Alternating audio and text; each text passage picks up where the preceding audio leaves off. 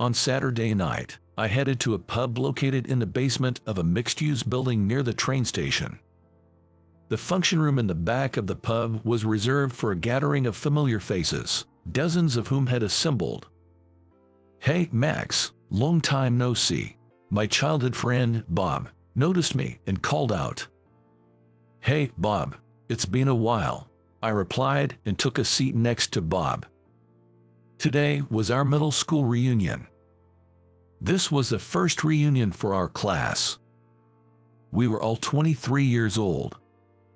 Those who went to college would be in their first year of work. But I had fallen ill right after starting high school and had to repeatedly go in and out of the hospital, forcing me to take a leave of absence. Eventually, I recovered from my illness but chose not to return to high school and instead started working part-time. This was because my father's business had accumulated a lot of debt and went bankrupt, so I decided to work to help out with the family finances. It was just my father and me. My mother wasn't around. My father worked hard, managing both the household and his job, and always supported me during my illness. He must have been very busy at his new job, working to pay off debts.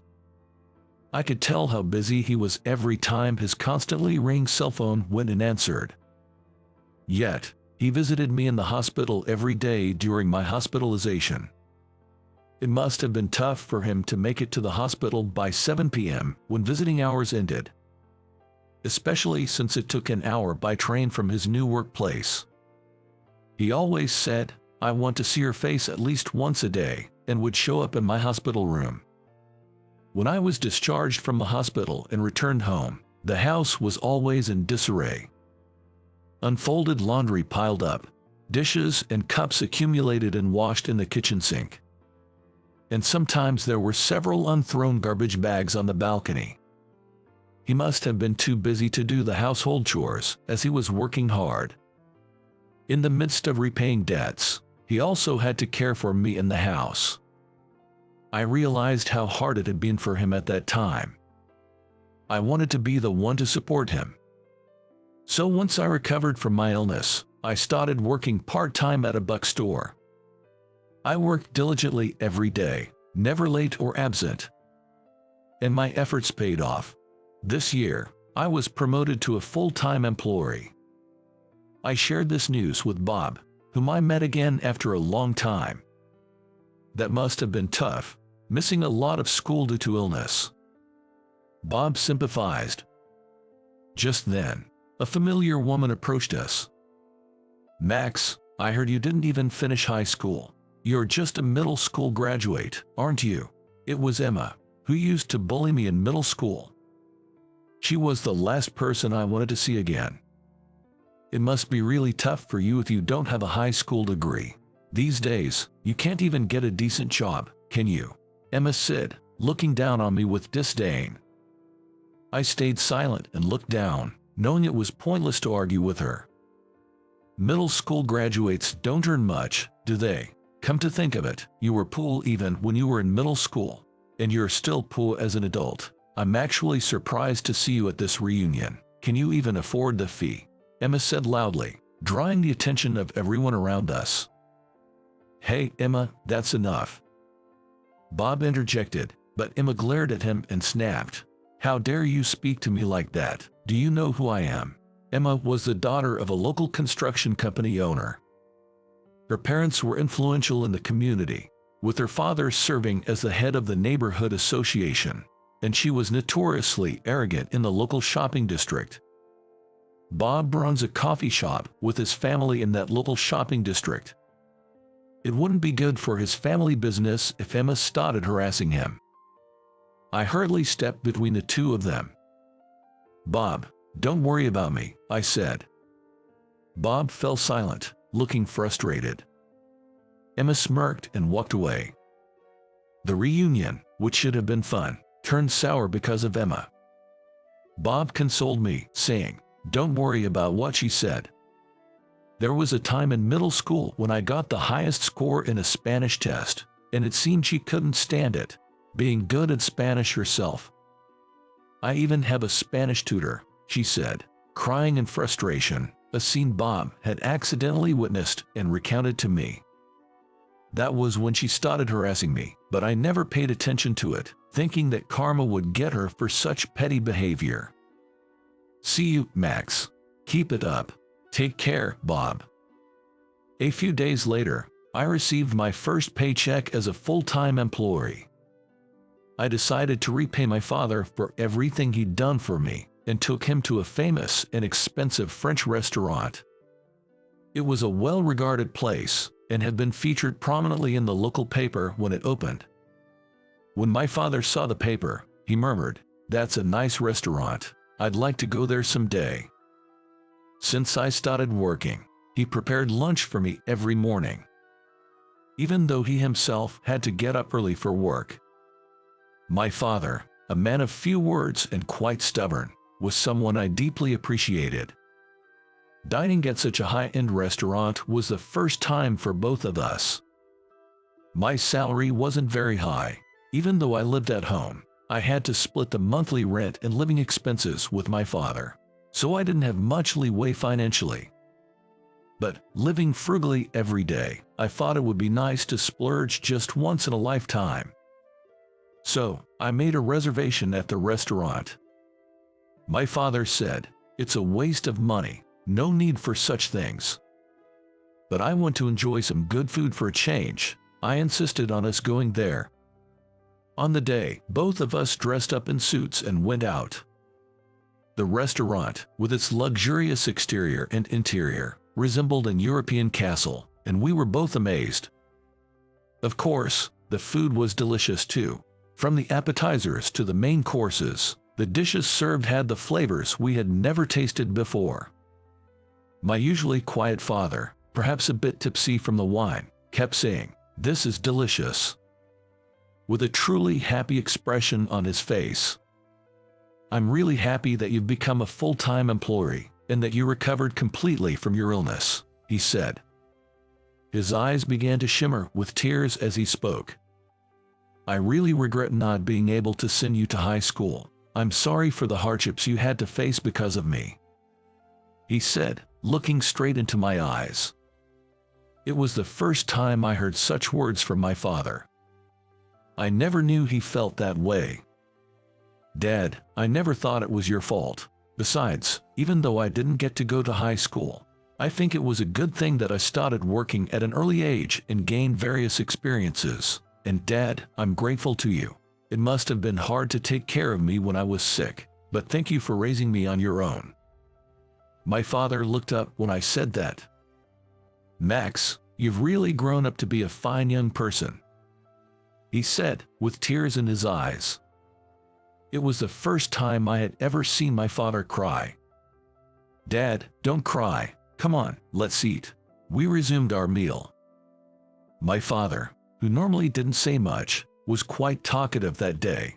We shared nostalgic stories from my childhood and finished our meal in high spirits. Just as we were about to leave the restaurant, I heard a familiar voice.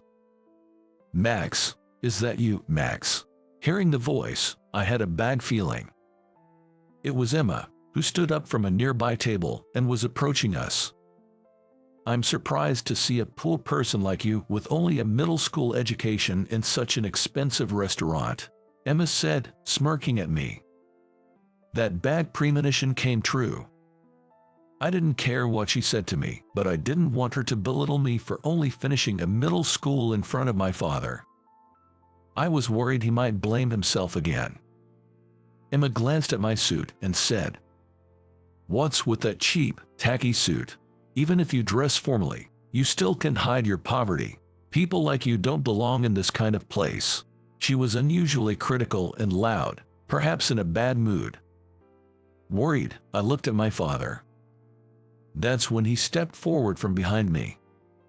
"Emma, long time no see," he said. "What? Oh, you're Tom." Emma's eyes widened in surprise and she froze, mouth agape. "What, Dad? You know Emma?" "Yes, she's a sales representative for one of our company's suppliers," my father explained. I couldn't believe it. My father and Emma knew each other. Emma didn't even see who I was with as she was too busy confronting me. After his company went bankrupt, my father was fortunately offered a position at a friend's company and became the head of the purchasing department. To Emma, my father was an important client. "Tom, why are you here?"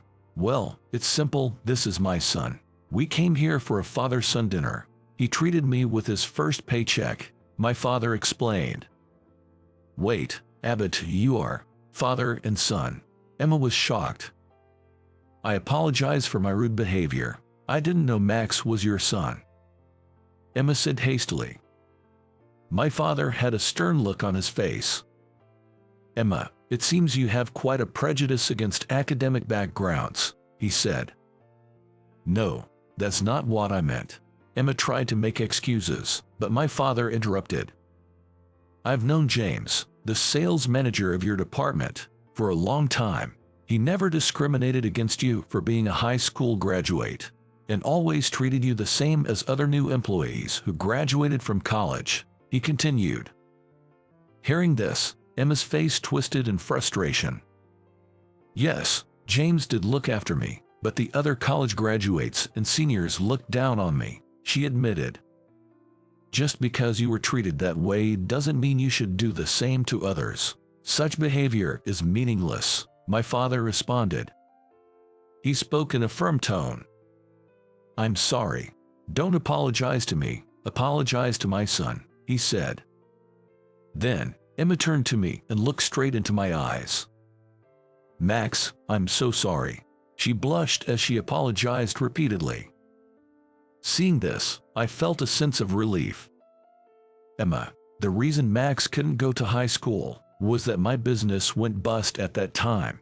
He gave up further education so he could work and financially help me. He is such a considerate son, so please don't mock him ever again. And not just Max, it's wrong to mock anyone based on what's on the surface. Such behavior lowers your own dignity as well," my father said, placing his hand on Emma's shoulder. "Tom, I understand. I am truly sorry," Emma responded. "Dad," I was moved by my father's resolute demeanor. "I'll have a word with James about this," he added. "What? No, please, that would be embarrassing," Emma protested. "Or should I reconsider our business dealings with your company?" "No, please don't do that. Then I'll just have a quick chat with James." "Oh, no," Emma's shoulders slumped in defeat. "By the way, Emma, isn't your friend waiting for you to come back to the table?" Emma looked up as my father gently spoke to her. At her table sat a young man, looking our way with concern. Perhaps he was Emma's boyfriend. "You should go back to him," my father suggested. "Yes, I will. Again, I'm really sorry about my behavior." Emma hurried back to her table. I thought to myself, the other day at the reunion and now at the restaurant, it was odd timing to encounter her. As we walked to the station, I said to my father, "Thanks, Dad." "For what?" "For standing up to Emma. It felt good. I only did what was right. She's an adult. She can't go on like that, and I can't just stand by when my beloved son is spoken to in such a manner," he said with a gentle smile. Hearing him call me his beloved son warmed my heart. A few days later, my father took me to a department store and ordered a tailor-made suit for me. Despite his own financial struggles from repaying debts due to his business failure. "This is your present for becoming a full-time employee, and I just wanted to thank you for buying me a fancy meal the other day," he said, and paid for the suit. After all, he spent a lot more money than I did on the meal. I hope to repay him for the suit someday. And I intend to cherish our father-son bond and continue living harmoniously together.